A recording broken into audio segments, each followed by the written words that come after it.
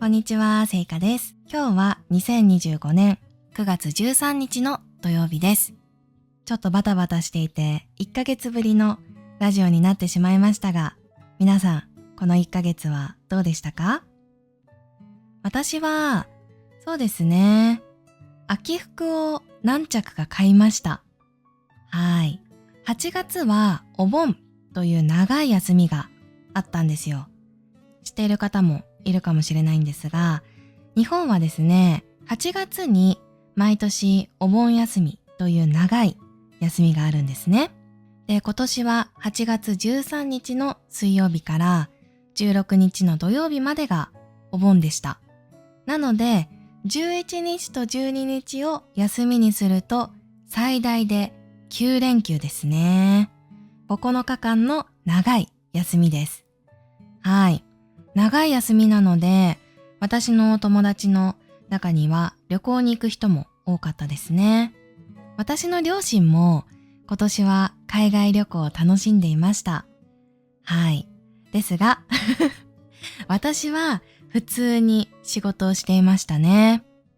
私はオンラインで外国人の方に日本語を教えているので、外国人の方にとっては日本のお盆休みって普通の会社がある、そして学校がある日じゃないですか。なので私がレッスンをしたらみんないつも通り受けてくれるんですよね。はい。お盆はどこに行っても混んでるんですよ。なので特別な理由がなければ私は仕事をすることが多いですね。はい。もちろん夏っぽいことをするのも楽しいとは思うんですけど、人も多いし暑いから楽しいことは涼しくなってからしようかなと思って、今年のお盆は毎日仕事をしていました。それでも外には出たんですね。カフェに行って作業したり、あとは友達に会ってご飯を食べたりしました。で、お盆の時、ちょうど服屋さんがセールをしていたんですよ。夏物が終わって秋物が出るタイミングだからだと思います。はい、夏に出る服、夏のシーズンの服のことを夏物と言ったりしますね。夏物、秋物、冬物、春物ですね。はい。で、夏物がセールで安く買えるようでした。で、確かお盆の最後の日、最終日の日曜日に私は休みだったので、ショッピングモールに行ったんですよ。そしたら、私が好きな服屋さんがセールをしていて、しかも新しく出たばかりの秋物もセール対象商品だったんですよ。秋物も安く買えました。正直最初は信じられませんでしたね。秋物と言ったら最近出たばかりなので、その服がセールということは全然信じられなかったんですけど、まあ安く買えるならいっかと思って、はい、買ってきました。で、今期の秋物がですね、私の好みのものばかりだったので、思ったよりもたくさん買ってしまいましたね。はい。ちなみに今期っていうのは、今年のという意味ですかね。今年の秋物。はい。2025年の秋物ですね。もう本当に可愛いものばっかりだったので、大変でした。はい。まあ結局買ったっていう話ですね。はい。ただ秋物なので、まだ暑くて全然着られないんですよね。最近だと秋物が着れるようになるのは10月とか11月ぐらいですかね。はい。そのぐらいまで待たなければいけないんですけど、楽しみに待っておこうと思います。そしてですね、10月末とか11月ぐらいにやっと秋物が着れるようになったと思ったら、今度ですね、12月にはですね、もう冬になってしまうんですよね。なので秋物だと寒いなみたいな、そんな季節になってしまって、だから秋物が着られる時間って本当に少ないんですよ。なのでその貴重な時間を、はい、逃さないように気をつけて天気予報をチェックしながら秋物をしっかり楽しもうと思います。はい、そしてですね、今日も動画付きでポッドキャストを撮っています。はい、動画付きで撮ってるんですけど、今日は何かを見せながら話すっていうそういう回ではないので、ちょっと画面が寂しいかなと思って、ぬいぐるみを置いてみました。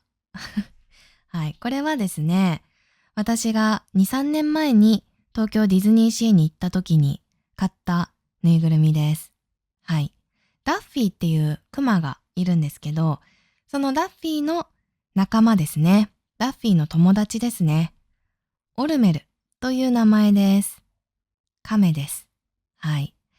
私は、正直このキャラクターが好きというわけではないんですけど、この寝ているオルメルのぬいぐるみがすごく可愛いなと思って一目惚れしてしまって数年前にディズニーシーで買いました。ちょうど今ポッドキャストを撮っているのも夜なんですね。なのでちょうどいいなと思って目の前に置いてます。特に意味はないですね。画面が寂しいかなと思って置いてみました。はい、ということで早速今日のポッドキャストを始めていきます。今日はですね、私がこの夏に気になったことについて調べてお話ししようと思います。9月とはいえまだまだ暑いんですけど、なんとなく夏っていうと7月、8月のイメージがあるんですね。やっぱり日本の学校は9月からまた学校が始まるので、そう感じるのかもしれませんね。はい。とにかく気温はまだまだ夏ですけど、雰囲気的には夏が終わったということで、今回は2025年の夏に私が気になったことについて話していこうと思います。4つのトピックについて話していきます。なんかニュースみたいですね。はい。では始めます。1つ目のトピックは、脈々って何？です。はい。皆さん脈々を知っていますか？聞いたことがありますかね？はい。何だと思いますか？これはですね、なんと、キャラクターの名前なんです。この夏すごく有名になったキャラクターですね。ということで、脈々について話していきます。脈々はですね、大阪万博の公式キャラクターです。大阪万博は2025年4月13日から2025年10月13日までの184日間、約半年間ですね、大阪で開催されています。まだもう少し期間がありますね。はい。で、大阪万博はすごく話題で、日本人はもちろん、海外からも多くの人が訪れているそうです。私の周りの人も結構行っていました。インスタグラムのストーリーとかで写真や動画を見て私も行った気分になっていましたね。ただ私は行ってないです。はい。そしてインフルエンサーさんとかも万博を盛り上げるために万博についての投稿をたくさんしていたんですよ。はい。インスタの投稿とか、あとはインスタのリールとか TikTok とかをたくさん上げていたイメージがあります。なので万博にあんまり興味がない人でも SNS を見ていればみんな万博が今やっているということとか、そしてその公式キャラクターが脈々であることは知っていると思います。そうですね。やっぱ大阪万博の公式キャラクターなので、大阪万博と共にすごく有名になっていったというイメージですね。はい。で、その脈々がですね、なんというか面白いんですよ。皆さんもぜひネットで調べてみてください。私は最初に見たとき、本当にびっくりしました。まずですね、全然可愛いと思えなかったんですよ。正直に言うと。はい。私はハローキティなどの可愛いキャラクターが好きなので、そんな私にとってあんまり魅力がわからなかったんですよね。で、最初はそんな反応の人がたくさんいたイメージです。ネット上でも、これ何？とか、ちょっと気持ち悪いみたいな反応をしている人がたくさんいましたね。今は人気があるということですね。そのことについては後でまた話していきます。まずは、そんな脈々について、皆さんに知っていただこうと思います。大阪万博の公式サイトに説明が載っていたので、読んでみますね。皆さんもぜひ、後で大阪万博のサイトも見てみてください。公式キャラクターについてというページがあって、そこで脈々について説明されてるんですね。じゃあちょっと読んでみます。脈々について。細胞と水が一つになったことで生まれた不思議な生き物。その正体は不明。ということで。そうですね。なるほどね。細胞と水が一つになった。そんなキャラクターだそうですね。細胞と水がテーマだそうです。で、不思議な生き物なので、このキャラクターが犬なのか猫なのか、そういうのは何もわからない。不思議な生き物だそうですね。はい。赤い部分は細胞で分かれたり増えたりする。青い部分は清い水で流れるように形を変えることができる。ということで、なんかこう動くんですよね。それが最初ちょっと気持ち悪いって思っちゃったんですけど、こういう意味が込められていたようですね。赤い部分が細胞、そして青い部分が水。確かに脈々のことをよく見ると、体の部分が青いんですけど、なんかちょっと水みたいになってますね。水が垂れてる感じのデザインになってますね。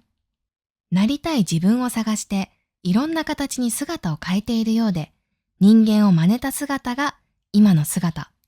いろんな形に自分のことを変えたけど、人間を真似した姿になったのが今の姿だそうです。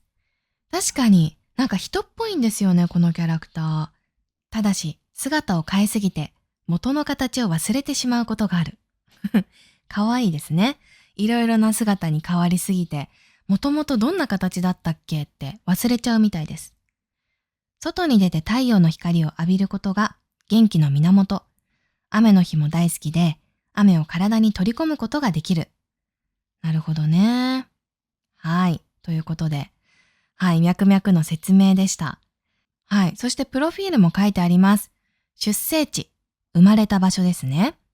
関西のどこかにある小さな遊水地だそうです。遊水地っていうのは地面の下、地下ですね。地下水が自然に、地面の上に湧き出ている、そんな場所のことを遊水地と言うんですが、関西なので大阪があるエリアですね。関西のどこかにある小さな遊水地で生まれたそうです。へー。性格、人懐っこいがおっちょこちょいでよくポカをすると書いてあります。人懐っこい。なので人が好きでもうたくさん人と話したいっていう、そんな性格なんですが、おっちょこちょい、なんかこうミスをしてしまう。そんなキャラクターだそうですね。ポカをするっていうのもうっかりミスをする、失敗をするという意味ですね。確かに、さっきもともと自分がどんな形だったのか忘れてしまうって書いてありましたけど、ちょっとこう、うっかりしている、そんなキャラクターだそうです。性格かわいいですね。特技、いろいろな形に姿を変えられること。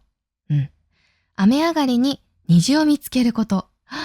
雨上がりというのは雨が上がった、雨が止んだ時ですね。そんな時に虹を見つけるのが得意だそうです。素敵ですね、この特技。好きなこと、あらゆる生き物や物事と触れ合うこと。万博にぴったりのキャラクターですね。ということで、これが脈々の説明なんですけど、私がすごく面白いなと思ったポイントがですね、この顔というか、なんて言うんですかね、こう口があって、周りに赤いもくもくしたものがあって、その中に目みたいなものがついてるんですけど、これ、実はこの後ろ姿を見ると、尻尾の部分にもついてるんですよ。これが私は最初、気持ち悪いなって思ってしまったんですが、今はなんかこう、ちょっとこう、チャームポイントなのかなって。何かグッズがあるとすぐそこをチェックしてしまいますね。なんか尻尾にも目がついてるんですね。そんなミャクミャクでした。はい。なんか意味を知ったら、ちょっとこのキャラクターのことが好きになりましたね。そしてそんな人がどんどん今日本で増えているようなんですね。最近は東京でもこのミャクミャクのキーホルダーをカバンとかにつけている人がたくさんいます。東京に住んでいる人だとしたら、わざわざ大阪まで行って、万博に行って、ミャクミャクを買って連れて帰ってきたということですよね。愛がありますね。はい。で、調べてみると、最初はちょっと悪い反応も多かったミャクミャクですが、最近ではいい評価も増えているようです。例えば、未来的で新しいとか、アートとして魅力があるとかですね。確かにアートですよね。はい。そんな感じで、最初は何これと言われていたミャクミャクですが、最近は日本人にどんどん受け入れられているのを感じます。なんかいいですよね。そして、そんなミャクミャクはいろいろな会社とコラボをしているんですね。コラボレーションです。はい。例えば、デニムブランドとか、スポーツ用品などがあります。はい。服とコラボしてるんですね。そしてキャラクターともコラボしていて、リラックマやサンリオなどとコラボしているようです。私もサンリオが好きなのでもうチェックしました。はい。なんかこう、絶対合わないだろうなって思ったこの2つの世界が、思ったよりもこう、合っている感じがすごく面白かったです。はい。気になる方はぜひ、インターネットでミャクミャクスペースコラボで調べてみてください。はい。もうたくさんの会社とコラボしていて、見ていてすごく面白いので、おすすめです。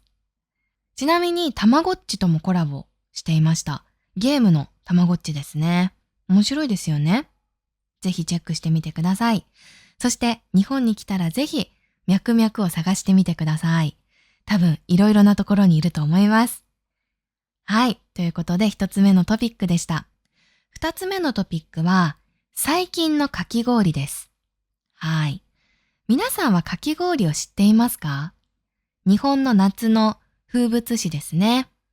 どんな食べ物かというと、氷です。はい。氷の上にいろいろなものが乗っている、そんなデザートですね。かき氷は昔から有名なものだったんですけど、最近すっごく進化しています。とにかく豪華なんですよ。はい。今年の夏、特にかき氷の人気を実感したので、今回紹介することにしました。もともと私にとってのかき氷のイメージは、お祭りなどで食べるものでしたね。氷の上にピンクとか青とかのシロップがかかっている、すごくシンプルな食べ物でしたね。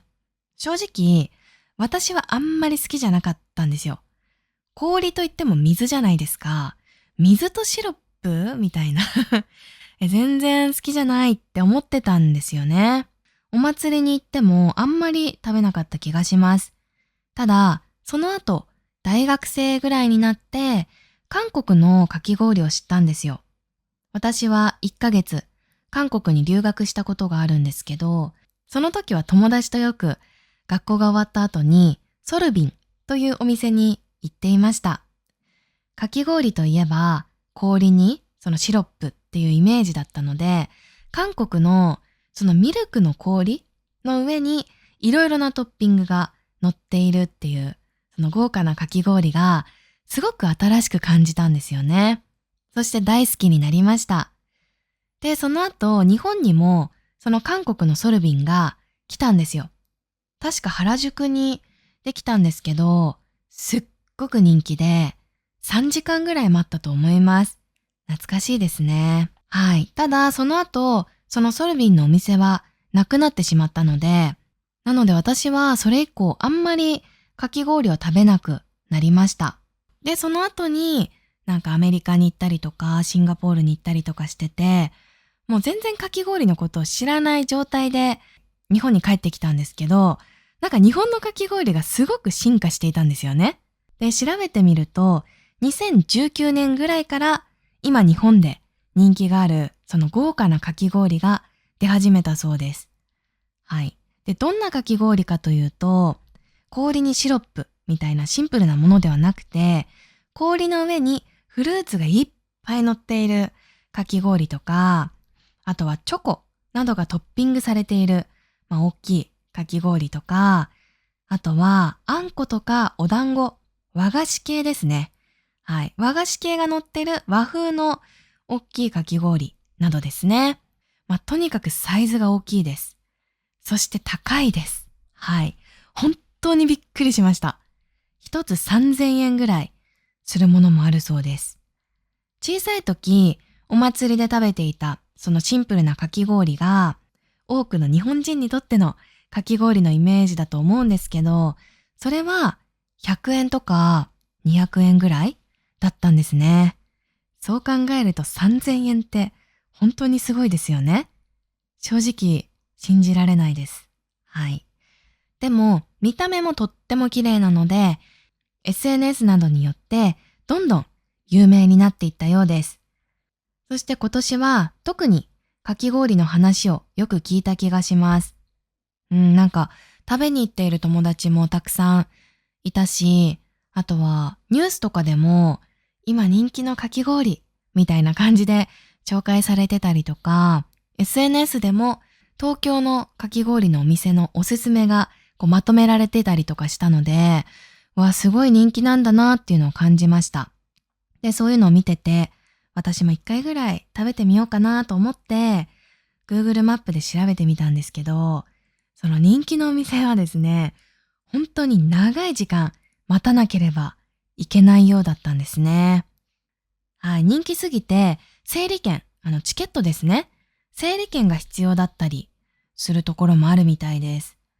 なのでちょっと食べてみようかなって思ったんですけど、もうとにかく毎日暑いので、こんな中、かき氷のためにお店の外で数時間並ぶとか絶対にできないと思ってまだ行けてないです。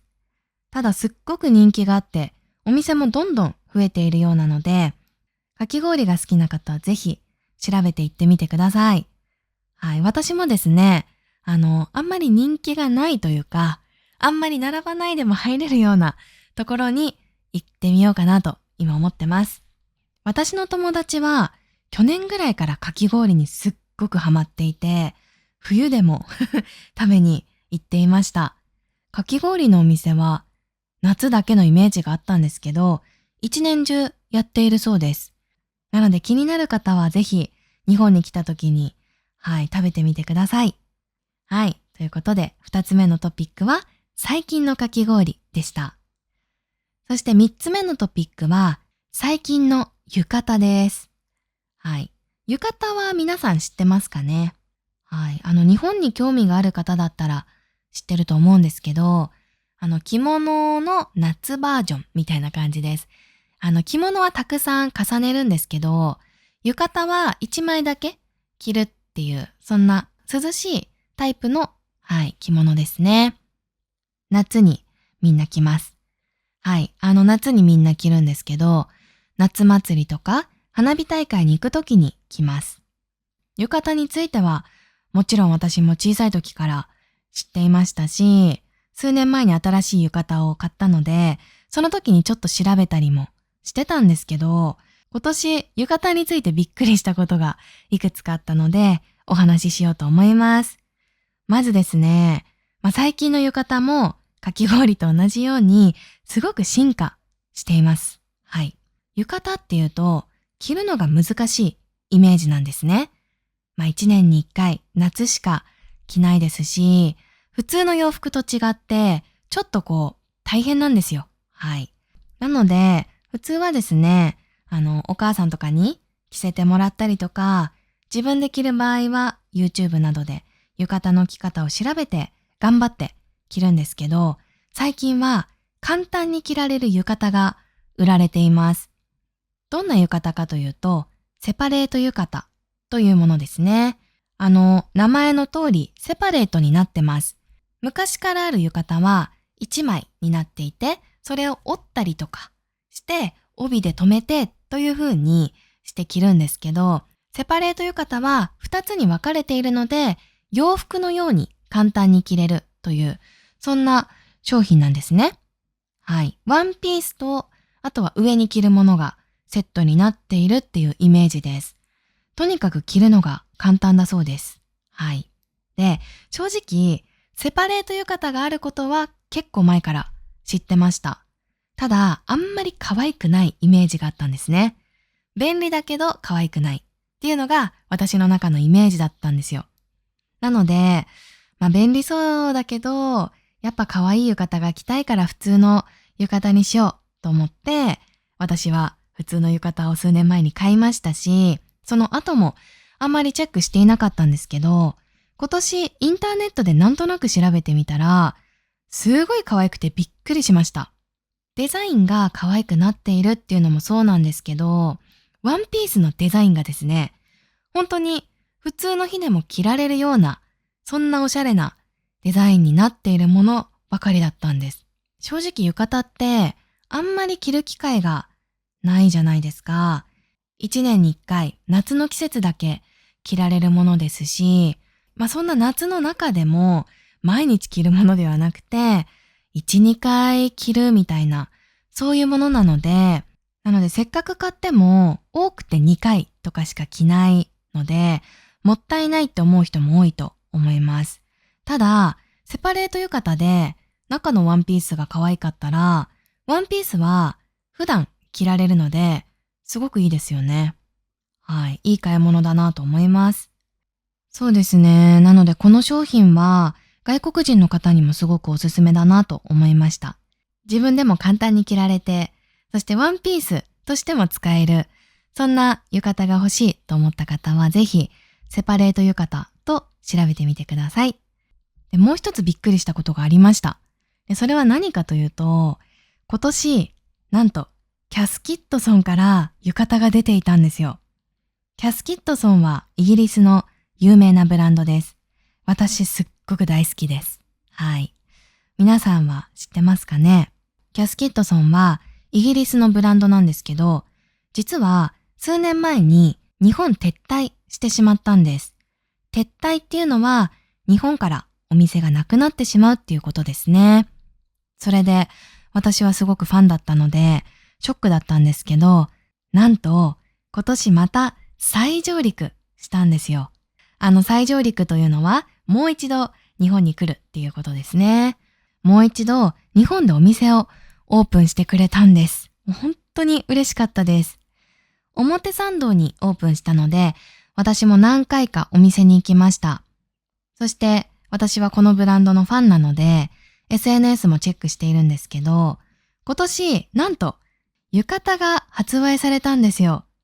キャスキットソンといえば、頭に浮かぶイメージが花柄ですね。花柄。はい。その花柄のカバンとか財布とか服が売ってるんですけど、なんとその花柄の浴衣が出たんですね。はい。なので、最初はどんな浴衣になるのかなってイメージができなかったんですけど、実際の浴衣を見たら、とっても可愛くて欲しくなりました。はい。やっぱり多くの浴衣がちょっと日本っぽい、そんなデザインなんですね。なので、このキャスキットソンのちょっと外国の雰囲気もあるような、でも浴衣ともぴったりな、そんなデザインっていうのが私にとってすごく好みで欲しいなと思ったんですが、今年はちょっと我慢しました。とにかく最近は本当にいろいろなデザインの浴衣が出ていて面白いなと思います。来年はどんな浴衣が出るのか楽しみです。そしてですね、浴衣はレンタルサービスなどもあるので、一回着てみたいなと思っている方はぜひ旅行の時にレンタルサービスを使ってみてください。浴衣を着て、その近くで写真を撮ったりとかできるみたいです。おすすめです。そして気に入ったら、ぜひ浴衣を買って帰ってください。はい、これが3つ目のトピックでした。そして最後です。4つ目のトピックですね。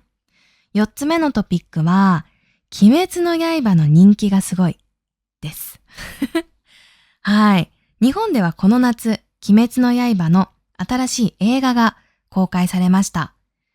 鬼滅の刃というのは作品の名前です。漫画とかアニメがあります。映画ももうすでに数本公開されているそうですね。それの新しい映画が今年の夏に公開されました。名前は劇場版鬼滅の刃無限城編ですね。7月18日に公開されました。で、その映画がすっごく人気なんです。正直私は鬼滅の刃を見たことがなくて、なので映画も見ていないんですけど、最近毎日のようにニュースで見るんですよね。とにかく映画の人気がすごいみたいです。はい。映画を見るときってチケットを買うじゃないですか。入場料を払います。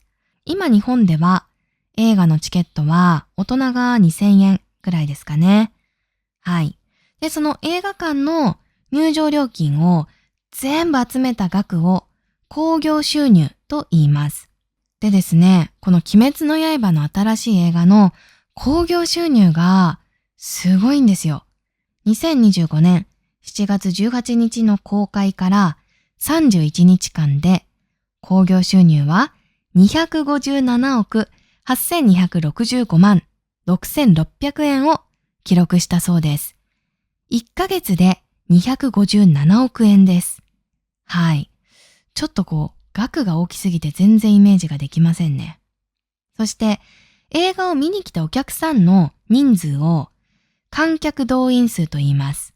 はい。1人、2人、3人、4人っていうの人数を全部合わせたのが観客動員数ですね。で、この映画の観客動員数が公開から31日間で1827万2941人に達したそうです。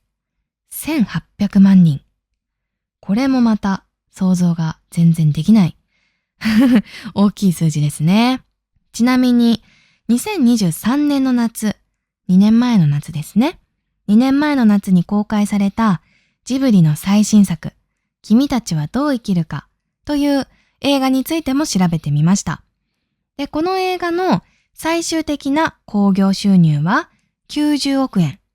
そして観客動員数は612万人だったそうです。この映画も結構ヒットしたイメージがあったので、ちょっと調べてみました。ただ最終的な結果で90億円と612万人ですね。上映していた期間全部合わせた数なので、そう考えると鬼滅の刃が1ヶ月で257億円、そして1800万人というのは本当にすごい数字なんだなと思います。だって君たちはどう生きるかが最終的に90億円ですからね。鬼滅の刃は1ヶ月で257億円。なので、1ヶ月でも君たちはどう生きるかの興行収入を超えていますね。まあただ、鬼滅の刃は子供から大人までファンがいるイメージなので、その部分を考えると、この2つの作品で比べるのはちょっと違うかもしれませんね。はい。まあただ、とにかくすごいということで話題になっています。ちなみに、ここ数年で同じように爆発的人気だった作品は、ディズニーのアナと雪の女王なんですね。この作品が公開された時、実は私は映画館でアルバイトをしていたんですよ。なので、よく覚えています。アナと雪の女王は本当に人気がありました。公開からしばらく経っても、週末はずっと満席だった気がします。満席っていうのは映画館がいっぱいになることですね。席がなくなることです。はい。私は4年ぐらい映画館でアルバイトをしていたんですけど、その4年の中でアナと雪の女王が一番すごかったと思いますね。はい。でですね、今回の鬼滅の刃は、そのアナと雪の女王を超えたんですよ。今は国内歴代興行収入ランキングで4位となっているそうです。なので日本の今までの歴史の中で4位の興行収入ということですね。すごいですね。4位なんですね。はい、ということで、最近よくニュースで目にするので、今回紹介してみました。私の友達の中にも、鬼滅の刃を見に行っている人は結構いましたね。中でもかなり好きな友達は1回じゃ足りなくて、もう何回も見に行ったりしています。はい。学生さんの中にも鬼滅の刃のファンの方はたくさんいるイメージがありますね。このポッドキャストを聞いてくださっている方の中にもきっとファンの方がいると思うんですけど、皆さんの国ではもうこの映画は公開されましたか？そしてこの映画公開されているとしたらもう見ましたか？もし見たとしたら、この映画がどうしてこんなに人気があるのか、ぜひ教えてください。はい、ということで今日のラジオでは私がこの夏に気になったことについて話してみました。ぜひ感想などがあったら自由にコメントしていただけたら嬉しいです。かき氷食べたいとか浴衣着たことがありますとか何でもいいのでぜひコメントしてください。そしてリクエストもお待ちしています。これについて知りたいとか、私が今までに話したことでそのことについてもっと知りたいとか、そういうことがあったらぜひ教えてください。そして私は YouTube のメンバーシップもやっています。初級の方には Vlog で勉強できるような動画をアップしています。そして中級以上の方にはタメ口の動画をアップしています。そしてですね、先月ゲームの動画もスタートしました。はい、コーヒートークっていうゲームをしてみました。私は普段全然ゲームをしないんですけど、そんな私でもできるゲームだったので、今回挑戦してみることにしました。すごくリラックスができるゲームですね。私がカフェのマスターになってお客さんと話しているそんな動画になっているので、気になる方はぜひそちらもチェックしていただけたら嬉しいです。それでは今回も最後まで聞いてくださって、そして見てくださってありがとうございました。また次のラジオでお会いしましょう。さよなら。